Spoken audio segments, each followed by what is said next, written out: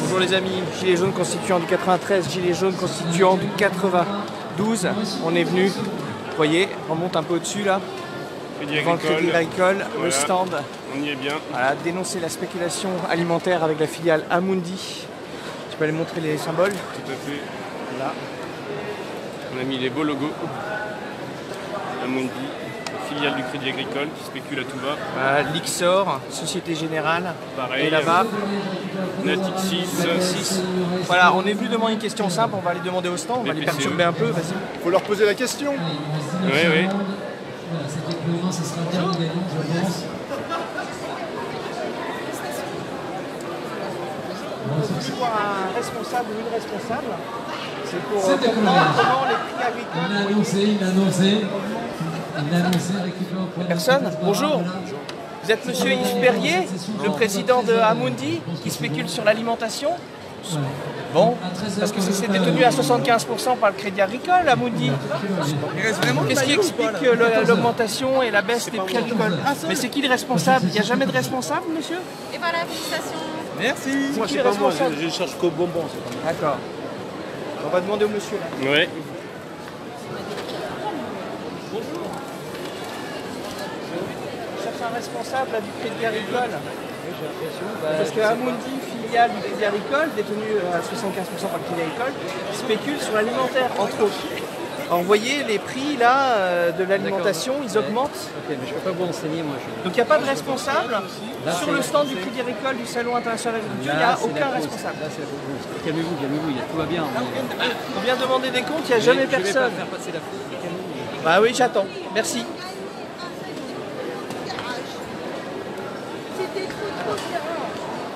Vous avez entendu, il n'y a pas de responsable, donc il va se renseigner, on va voir. Mais c'est quand même aberrant, il est 13 h. On est au Salon international de l'agriculture. Hein, on est devant le Crédit Agricole, il n'y a pas un responsable qui peut répondre à nos questions. Bonjour citoyens, bonjour citoyennes.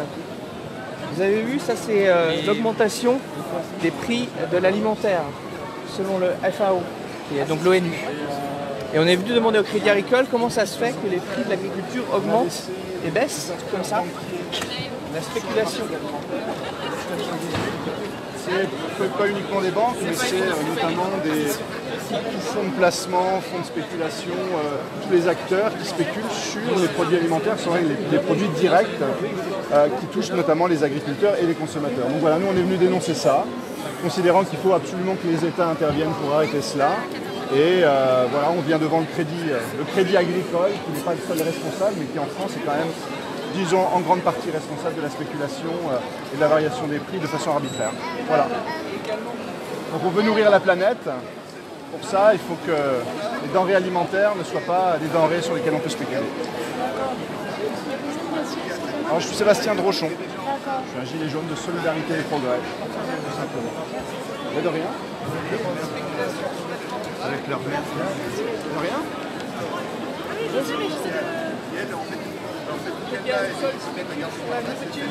C'est pas leur métier. Ils devraient aider les agriculteurs à s'en sortir. J'ai cru voir effectivement du côté de la Défense. Et d'ailleurs, quelqu'un de là-bas m'a regardé en me disant « Ah oui, mais les salles de marché, elles ne sont pas exactement là, elles sont à côté dans un bâtiment où il n'y a pas de logo. » Ce qui en fait est très intéressant à savoir. D'accord. Ils se cachent. Ils veulent faire leurs petites bêtises discrètement. Leurs actions criminelles. Ça devrait être interdit. Oui, oui. Finalement, les agriculteurs ne peuvent pas rouler.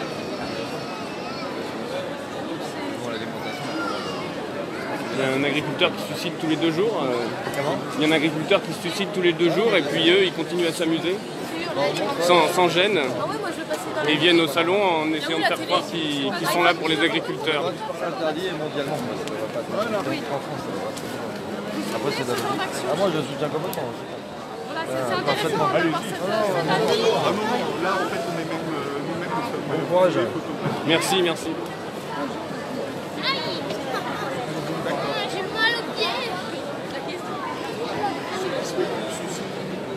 Donc voilà, en 2008 notamment, il y a eu les émeutes de la faim en Égypte, ailleurs, à cause de ces gens-là. Et puis là, ils ont un beau salon, un beau stand.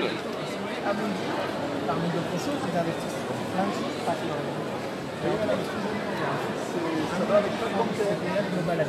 Désolé, c'est en anglais. C'est basé au Luxembourg. Donc ça, c'est un premier problème, c'est l'évasion fiscale par le Crédit Agricole via Amundi, présent donc au Luxembourg. Et ce qu'ils proposent aux gens, enfin pas à vous et pas à moi, à des spécialistes financiers, à des fonds d'investissement, c'est d'investir à la hausse ou à la baisse sur les marchés agricoles. Mais attention, c'est pas acheter des actions et des obligations dans les entreprises agricoles. C'est spéculer sur les taux des marchés. Et du coup, ça perturbe, ça parasite, en fait. Et du coup, la conséquence, c'est ça. Vous voyez, ça, c'est l'évolution de l'indice global des prix alimentaires, 1990 à 2013. La source, c'est FAO, Organisation mondiale de l'ONU. Et vous voyez, il y avait, on va dire, une relative stabilité. C'est un indice, hein, une relative stabilité, même si c'était déjà variable. Et depuis les années 2000, où on a dérégulé en fait les marchés financiers, où on a dérégulé le marché agricole, dans lequel tout le monde peut y aller, dont les financiers, regardez, ça a créé des émeutes de la faim. Donc on était venu dénoncer ici, alors pour ceux qui sont en train de filmer là, cette dame ne sait pas plus, elle est, comme vous disiez, prestataire, hôtesse d'accueil, donc vous n'êtes pas du Crédit Agricole, vous ne connaissiez pas Amundi avant. Non, pas du tout. Et on vient demander à un responsable, on lui dit ils sont tous en pause, ils donnent des récompenses. Et il n'y a aucun responsable qui veut venir, alors qu'on est là au Salon de l'Agriculture en train de dénoncer cette spéculation sur l'alimentaire. C'est quand même fou, je trouve ça fou. Donc Amundi, détenu à 75% par le Crédit Agricole. Et il faudrait rajouter à ça la Caisse d'épargne qui détient Natixis qui fait la même chose. Et il faudrait rajouter à ça la Société Générale qui détient Lyxor, qui fait également la même chose. Alors après, quand on va plus loin, spéculation sur l'alimentaire, spéculation sur l'immobilier, spéculation sur un certain nombre de choses, pension, assurance vie, etc. Excusez-moi d'être un peu choqué, aucun responsable du Crédit Agricole, du coup on est libre de pouvoir informer le public des actions du Crédit Agricole. C'est une bonne nouvelle. Expliquer ce qui se passe. Comme on dit, Voilà, c'est ça. crack bancaire, ça rime avec crise alimentaire. Vous êtes arrivé après. Absolument, je ouais. à Voilà. cette dame. C'est pas de l'abstraction quand les pas une banques, abstraction, c'est réel. quand les banques font des cracks bancaires, c'est les gens qui se retrouvent sur la paille. On se compte à des millions de victimes aujourd'hui de la spéculation sur l'alimentation. Et ça, c'est la première des choses à cesser avant toute chose. Du coup, c'est le premier juste une gestionnaire honte. d'actifs européen. Et parmi ce qu'ils font, c'est entre autres spéculer. Spéculer sur la bouffe, c'est ouf. Désolé, c'est en Non, anglais. pour lui, c'est Amundi normal. Fund CPR Global Agriculture.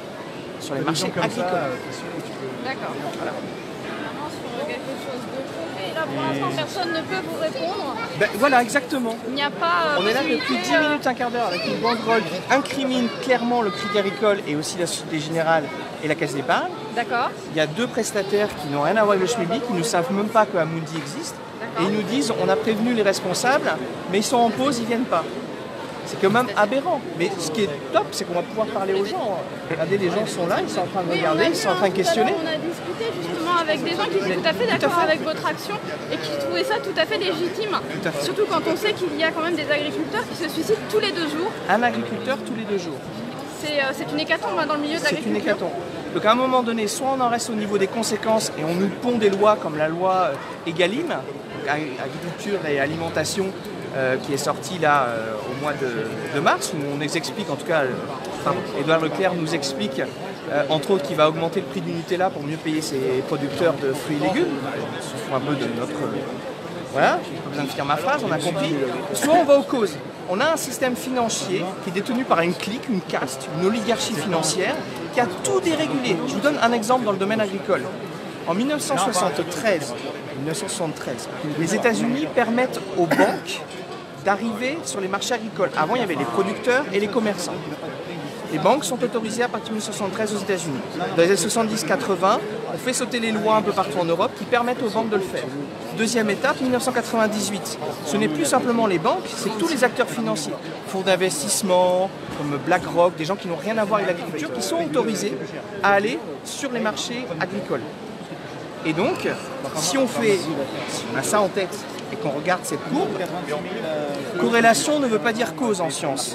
Mais j'ai tendance à voir que cette dérégulation des années 70 et surtout de 1998 où tous les acteurs financiers ont le droit d'aller sur le marché agricole et de spéculer sur tout et rien, vous voyez, il y a deux choses qu'on constate. Une augmentation du prix des aliments. C'est un panier de différents aliments, blé, soja, maïs, etc. Et aussi une variabilité. Qu'est-ce qu'on sait? Un spéculateur, il gagne de l'argent, pas forcément sur une hausse ou une baisse, sur le fait qu'il va parier à la hausse ou à la baisse, donc il a besoin de variation dans un domaine très important qui s'appelle l'agriculture, l'alimentation. Donc c'est un problème, c'est un parasite financier. Et cet exemple dans le domaine agricole, il est vrai dans plein de secteurs, dans l'immobilier. Tiens, regardez. Voilà. Ça, c'est la même chose. Alors à chaque fois, c'est un peu vite, mais là, avant, la source, c'était le FAO, de l'ONU. Là, c'est l'INSEE, source officielle. 1965 à nos jours, le prix de l'immobilier à Paris et en France, en rouge à Paris, en bleu en France, on voit, on va dire, une relative stabilité, j'ai bien relatif, c'est un indice, hein, indice 100 à 150, jusque les années 90. Et regardez encore une fois, l'augmentation de l'immobilier, surtout la variabilité des prix. C'est la trace d'une spéculation derrière, la spéculation sur l'immobilier. Et donc là, c'est vraiment les petits agriculteurs qui vont souffrir de ce genre de choses, qui trinquent et tous les jours, parce qu'au final, c'est ça. Ils ont besoin de vivre et ils sont obligés de vendre leurs produits, souvent moins chers. Voilà. Mais les gens qui achètent ces produits les vendent plus cher. Voilà.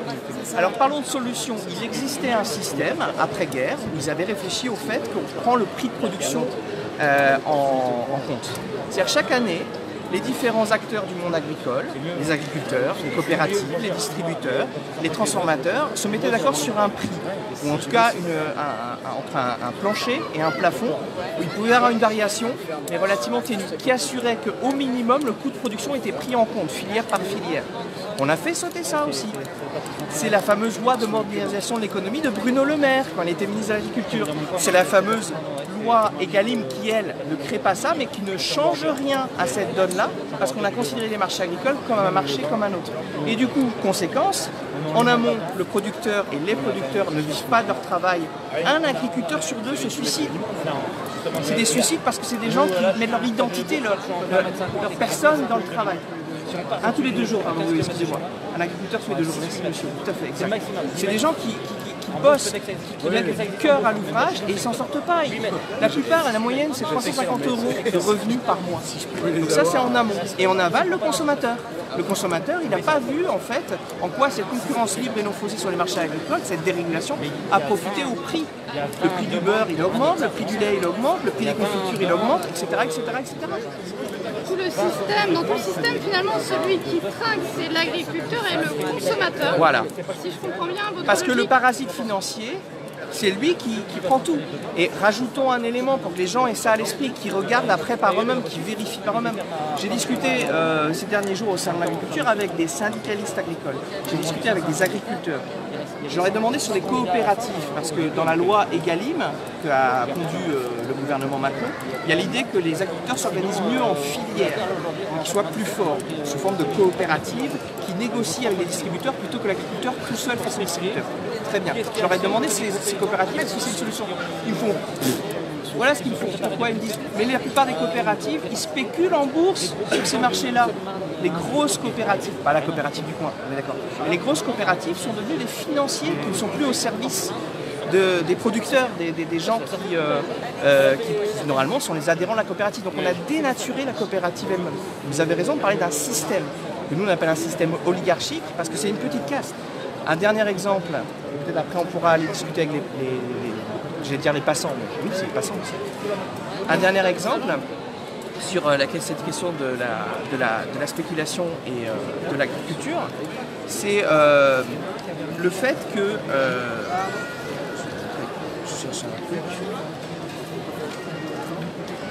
donc je vous parlais tout à l'heure, Amundi Crédit Agricole, donc toujours pas de responsable. Hein. Dans 10 minutes de responsable. Ah, enfin. Voilà, il va pouvoir me répondre par des éléments de langage à ce que je dis. Ça c'est Amundi, donc Found CPR Global Agriculture. Regardez bien, LU comme Luxembourg. Donc cette filiale du Crédit Agricole, détenue à 75%, je le rappelle, est basée au Luxembourg. Donc le droit de Luxembourg, donc les impôts au Luxembourg. Est-ce que j'ai besoin de conclure ma phrase en disant que c'est un paradis fiscal ou tout le monde a compris? Voilà. Donc en plus de faire de la spéculation au détriment et du producteur et du consommateur et engager un bénéfice de manière artificielle en spéculant à tout va, à la hausse et à la baisse, en plus ils ne payent pas leurs impôts en France, ces gens-là. Je redonne parce que je m'arrêterai là parce que je pense que les gens ils puissent aller voir par eux-mêmes ensuite. Je redonne les chiffres de gestion d'actifs d'Amundi. Quand on parle de droits luxembourgeois et de gens qui ne payent pas leurs impôts, ou très peu d'impôts, on parle d'une somme d'argent importante. Alors c'est pas un argent qu'ils ont en capital propre, hein. Ils gèrent cet argent-là pour d'autres. Et donc voilà, je remonte. Droit luxembourgeois. Amundi Luxembourg SA, société de Amundi Group, détenue à 115% par le Crédit Agricole. D'accord. Je crois que les gens, il faudrait qu'ils regardent ça, et je crois que surtout les agriculteurs devraient eux-mêmes, comme nous on vient de faire là, dénoncer en fait. Dénoncer. C'est Ils pratique. vivent au quotidien Voilà. finalement cette pratique-là qui consiste pour un système à spéculer Tout à fait. financièrement dessus, donc à se faire de l'argent sur des gens qui travaillent 7 jours sur 7, il faut le rappeler, 24 heures sur Tout à 24, fait. qui sont tout le temps au chevet des animaux, qui finalement arrivent à la fin du mois avec, même pas toujours à la fin du mois, hein, mais qui arrivent à vivre avec 300 € par mois, à ce que vous m'avez dit. C'est la moyenne, 350 € de revenus. 350 € de revenus, sachant dans ces conditions que la majorité du temps, la deuxième personne travaille aussi à l'extérieur. Oui. Ce qui est très compliqué quand on a des enfants, hein, il faut l'avouer, hein, dans le quotidien. Mon propre cas, mon beau-frère est agriculteur légumier dans le Finistère Nord. Ils produisent des produits extrêmement de qualité. Heureusement que ma sœur, qui est aide-soignante à côté, aussi apporte une contribution pour faire vivre l'ensemble de la famille. Et du coup, ça pose des questions par rapport à leurs 2 enfants.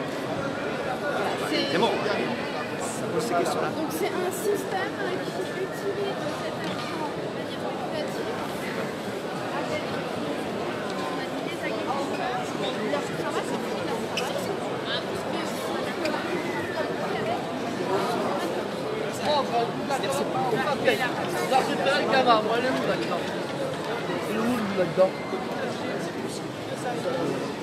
Il y a des pêches, il y a un pêche. C'est pas des révolutionnaires. Oui, mais on conseille. Ils n'ont pas de trip. Oui, mais d'accord, mais parce qu'ils ont aussi un membre pendant une commission, malheureusement, on n'a pas ce même oui, tant mieux.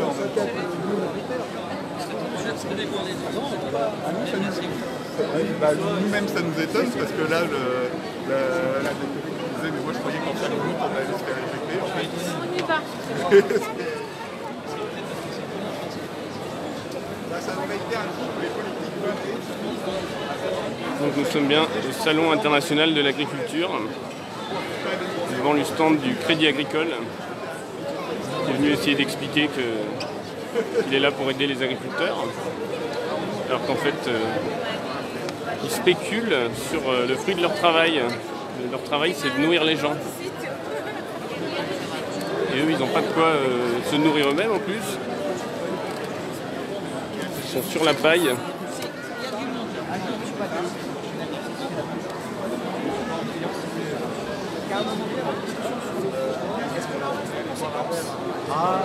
D'ailleurs, qui avait l'air un peu bizarre, même de l'extérieur. Et en fait, le gars il nous dit qu'est-ce que vous êtes venu faire là? Parce qu'on nous voit avec notre gilet, forcément. On lui explique. Et il dit c'est vrai que moi en 2000, j'étais dans ce commerce-là. Et en fait, à HSBC, c'était très facile de leur refiler de l'argent, d'avoir des cartes bleues. Et ils ne posaient pas de questions, les mecs, sur l'origine du liquide, du cash. Parce que les mecs s'amenaient avec des grosses valises de cash.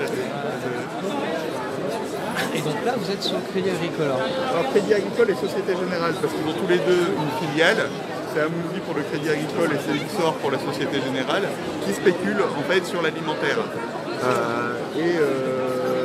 L'autre chose à savoir aussi, c'est qu'Amundi, jusqu'à récemment, c'était aussi le régime social des indépendants. Dont on sait aujourd'hui, il y a eu beaucoup d'indépendants qui ont attaqué ce régime social. Le RSI. Le RSI, oui. Et qui est intéressant à voir, c'est parce qu'en fait je pense que les graphiques seront sur la vidéo. J'ai un collègue qui est là qui a les graphiques de la Banque mondiale. Bon, ça date de 2011, hein, mais c'est quand même intéressant à voir. La spéculation sur l'alimentaire, ça fait pas trop de dégâts quand il n'y a pas de crise. Par contre, une fois qu'il y a eu la crise de 2008, les prix se sont mis à fluctuer au niveau mondial, du simple au quadruple ou quoi que ce soit. Et en fait, c'est le moment où il y a eu où ça a commencé à avoir des faillites en chaîne d'exploitation agricole, que ce soit en France ou ailleurs. Hein. Dans les pays du Sud, il y a eu des émeutes de la faim. Et ce qui a créé les conditions des différentes révolutions arabes, etc., en Égypte, etc., c'était essentiellement ça, parce que les gens n'arrivaient plus à vivre de leur production. Et les dirigeants, en fait, comme on leur disait, comme les dirigeants démocrates ou non d'ailleurs, on leur disait mais c'est rien, c'est les marchés, bah, les mecs, ils n'y touchaient pas en fait. Et du coup, pourquoi le Crédit Agricole alors en particulier? Alors pourquoi le Crédit Agricole bah, déjà, moi c'est ma banque, je suis au Crédit Agricole.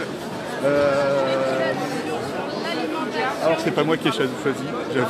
Bah, le Crédit Agricole en même temps c'est quand même justement censé être l'agriculture quoi au départ. Oui, c'est censé aider les agriculteurs. C'est censé être une banque qui aide les agriculteurs. Ils les aident d'ailleurs. C'est pour ça que je vous demande pourquoi vous êtes. Par rapport au discours qui est écrit là. Il faut aussi, mais à côté de ça, faire ça d'un côté et à côté avoir une filiale qui elle spécule sur l'alimentaire. Bah, ils ont quand même, comme toutes les banques de toute manière, pas des politiques très aidantes en fait envers leurs clients quoi. Donc c'est pas très. Bah en fait, c'est juste par rapport au slogan qui est là, non à la spéculation sur l'alimentation, je voulais savoir dans quelle mesure... Parce que justement, le Crédit Agricole spécule beaucoup sur la nourriture. Donc là, ils sont dans leur domaine de la nourriture. Par quel biais ils spéculent donc notamment avec, on a mis le logo là, de l'autre côté de la banderole, la filiale Amundi, qui est le plus gros gestionnaire d'actifs européens. Donc qui est une énorme boîte qui a son siège derrière la gare Montparnasse à Paris. Et donc ils spéculent allègrement sur la nourriture. Vous avez des éléments factuels sur cette spéculation? Oui, on a beaucoup d'éléments factuels justement. On a des petits graphiques, on a des chiffres qu'on a amenés là-bas. Et puis eux, sur leur site, vous pouvez trouver en fait. Oui, parce qu'ils se cachent même pas. Ils se cachent pas, oui. Après, ils s'en vantent pas auprès de tout le monde, mais sinon c'est public quoi. Parce que les marchés financiers, ça a été apporté comme quelque chose qui était vertueux. Au fur et à mesure, on a dérégulé, enfin pas que pour le Crédit Agricole, quoi, mais dans les années 80, on a dérégulé tous les marchés financiers en disant que ça allait faire mieux circuler l'argent et que du coup, ça allait permettre d'être vertueux, quoi. Si plus l'argent circule, plus l'économie va profiter, plus tout le monde va avoir du travail. C'était censé être ça, quoi. C'est comme en 84 aussi, on a séparé les banques, on a mélangé les banques entre celles où il y a l'argent des gens et des entreprises et celles où il y a la spéculation. Avant, c'était interdit de faire les deux à la fois. Et ben, quand ils ont tout mélangé, c'était en disant, en mélangeant, ça va justement permettre c'était ça quoi, ça va permettre d'être plus dynamique. Donc c'est vachement dynamique, ça nous a amené au crack bancaire de 2008.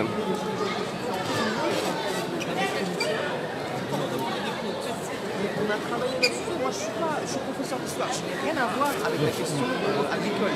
J'ai mon beau-frère qui est dans l'agriculture, mais lui-même ne connaissait pas ça.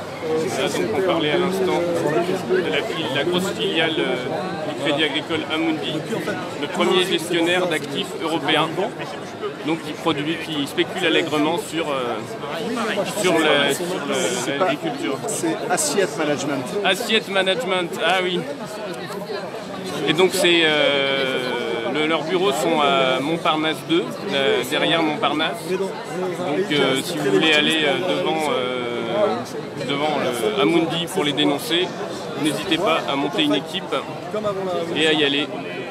On y retournera sans doute, de toute façon, on ne va pas les laisser tomber. Et puis là vous avez l'Ixor, donc l'Ixor Asset Management, qui eux sont à la Défense, au niveau du siège de la Société Générale, les grandes tours effrayantes. Vous pouvez aller aussi là-bas, à la Défense. Ça c'est le problème, c'est comment à un moment donné l'État reprend son rôle de réglementer. Qui réglemente le système bancaire. L'État aurait dû dire à la banque, on vous libéralise, on vous prend à notre compte et puis tout. On finance la dette que vous avez, le déficit. Au lieu de remettre de l'argent puis à dire allez-y, continuez ce que vous faisiez avant, reperdez de l'argent, on vous refinancera. Ben non, Bah là, on dit, on rachète les banques. Nous, ce qu'on dit, c'est qu'il faut même séparer les banques. Il faudrait virer tout ce qui est spéculatif. Par exemple, cette partie-là, on la vire et on dit aux banques, maintenant, vous êtes en train vous devez faire du crédit, mais aux producteurs, aux consommateurs, mais dans des conditions où on vous arrête de spéculer. Oui, d'accord. Et nous, toute la question derrière, c'est comment on reprend le contrôle, notamment même de la monnaie. C'est-à-dire qu'il faut une banque nationale. Je suis d'accord avec ça. Bah, prenez un tract. Non, non, vous n'avez pas. Je suis d'accord avec vous, mais okay, bah. je ne vais pas le dire. Bonne journée. En tout cas, moi j'ai trouvé l'issue de secours là. Pour Amundi, là c'est derrière là. Vous voyez, c'est là-bas. On va tirer la chasse et les spéculateurs, au revoir. Bon, on va les reconvertir quand même. On va les reconvertir dans l'agriculture, ça sera quand même plus utile. Tu veux encore gaspiller de l'eau? Ah, faut les mettre dans les toilettes sèches.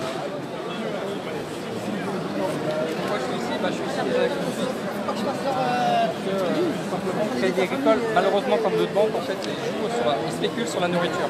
Il y a un fonds qui s'appelle Amundi.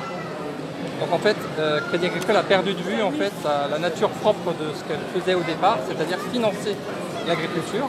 Et maintenant, en fait, malheureusement, il y a eu une fusion entre les activités qui sont productives dans la banque avec la spéculation.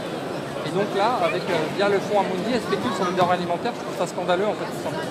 Voilà, c'est ce qu'on est venu dénoncer. Donc là, Crédit Agricole, c'est symbolique parce qu'on est très dans l'agriculture, mais malheureusement, c'est tout un système qui spécule, c'est pas que le Crédit Agricole. Alors aujourd'hui, qu'est-ce que vous essayez d'obtenir ce que vous êtes déplacé pour montrer Ce qu'on espère obtenir de toute façon, c'est une lutte de fond, c'est-à-dire que nous, ce qu'on propose, il faut séparer les banques d'affaires et les banques de dépôt. C'est-à-dire que les gens qui spéculent, on ne doit pas les renflouer avec l'argent des contribuables, l'argent des déposants. Et deuxièmement, il faut revenir à une banque centrale nationale. C'est-à-dire qu'il faut que l'argent soit sous contrôle de l'État, même sous contrôle citoyen. Parce que les gilets jaunes, on va même beaucoup plus loin. Il faut que ce soit les citoyens qui contrôlent l'unité de crédit, l'argent, la création de l'économie. Là, en ce moment-là, je pense que vous êtes en train d'attendre un responsable. Alors j'aimerais bien, je ne sais pas si les responsables veulent le faire. Là, vous voyez, le responsable, je ne sais pas s'ils veulent nous parler. Je sais pas, on dirait pas, le responsable, ils nous ont dit que les responsables, lui, n'étaient pas là. Pas sont en pause, prolongés, comme par hasard, au moment où on arrive. À voir les responsables. Voilà, malheureusement, ils ont parti manger. Ils ont très faim, spécialement aujourd'hui là. Alors, si ils sont là, qu'est-ce que vous essayez? Est-ce que vous pourriez aller jusqu'à la responsable? Voilà donc le stand du Crédit Agricole.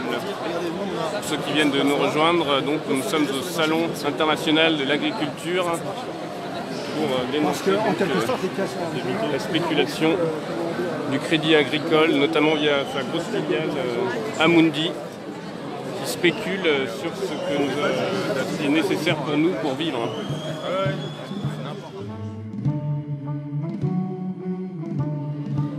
On est d'accord. Alors je vais appeler justement les internautes qui sont derrière leur écran à l'action, comme vient de dire ce monsieur. Il ne faut pas juste être dans le constat, il faut vraiment former des équipes. Donc si vous êtes dans le 92, vous avez Antoine et un certain nombre de gens qui vont former les Gilets jaunes constituants 92. Si vous êtes dans le 93, vous pouvez prendre contact avec Clément, avec moi, avec Benjamin également qui est d'Épinay-sur-Seine et Van Tan également qui est de Bondy, qui ont été voir HSBC.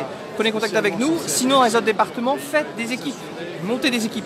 Donc là, je crois qu'on va s'arrêter là parce que vous avez pu avoir une idée de tout l'impact qu'on a pu créer, des discussions dans tous les sens. Moi, j'ai discuté avec des jeunes agriculteurs, j'ai discuté avec des simples passants, des fils et des filles d'agriculteurs, etc.